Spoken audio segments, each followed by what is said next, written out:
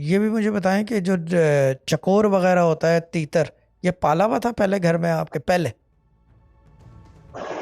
नहीं नहीं। ठीक है। और कोई नेवला?